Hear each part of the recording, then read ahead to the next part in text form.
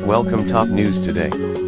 The scene is at once cathartic and symbolic. A worker uses a crowbar to peel the name Trump from a hotel in Panama City, Panama, dumping the flimsy-looking letters in a plastic tub and into the back of a Hyundai. The now viral video shows the deTrumping of Donald Trump's Panama City luxury hotel, the third to share the Trump name since the U.S. president's inauguration. The Panama Tower was one of 12 properties remaining in Trump's portfolio of hotels, properties which his firm mostly manages rather than owning the actual real estate involved. Since taking office, the Trump moniker has also been erased from hotels in Toronto and Manhattan, though the Panama deflagging was the most dramatic, with some Trump Organization staff forced to leave the property in handcuffs paywall. So how does a hotel, once branded under the president's controversial name, fare once it's no longer Trump? Life after Trump. The Adelaide "The Cursed Trump Toronto" is reborn. Toronto investor Alex Schneid hoped that Trump's reputation and celebrity would draw in guests and investors when he paid to brand the 65-story Trump International Hotel and Tower.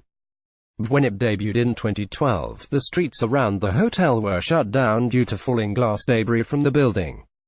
5 years later, a majority of the rooms were still empty, and lingering debt payments put the property into receivership, i.e., it went bankrupt. Following a series of anti-Trump protests around the hotel, management reached an agreement to remove the Trump name from the building paywall.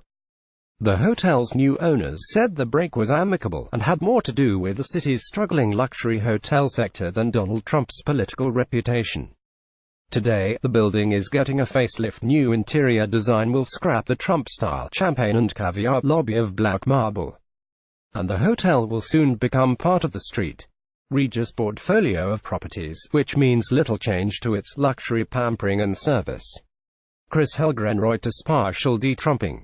The Dominic new Trump Soho owners paid the Trumps to exit. The Trump Soho made its debut on The Apprentice 11 years ago, but its bad luck began during construction when a worker plunged 42 stories to his death paywall. The 46-story skyscraper immediately drew local opposition for violating zoning laws, followed by protests during the 2016 election. There was also a 2011 settlement in which the Trumps and other defendants paid millions after reporting false sales figures to condo buyers, and an investigation into the building's ties to Russian deal-maker, felon, and FBI informant Felix Sater paywall. Today, the property is managed by the CIM Group, which paid the Trumps an undisclosed amount to terminate ownership. As Trump's former hotels are adopted by other luxury groups, guests don't necessarily notice a difference in the hotel-going experiences, save the name. It is henceforth known as the Dominic Hotel. TBD. The Trump Panama soap opera comes to a close. The 70-story hotel was the Trump's only Latin America venture before new majority owner Orestes Fintiklis launched a legal battle to remove the Trump Organization after its abysmal management plummeted the property's profits thanks to rooms that remained virtually empty. After a 12-week standoff that involved shouting and shoving matches, Fintiklis obtained a court order authorizing a change of administration. What happens next remains to be seen. Arnulfo Francrap photo. Full deTrumping. Trump's rapidly thinning hotel portfolio is beginning to resemble an episode of The Apprentice, but watchdog groups have warned the president that his refusal to divest from his company could lead to such predicaments. Since inauguration, for instance, his Washington hotel has come under repeated criticism for failing to disclose the flow of money from foreign governments into the property.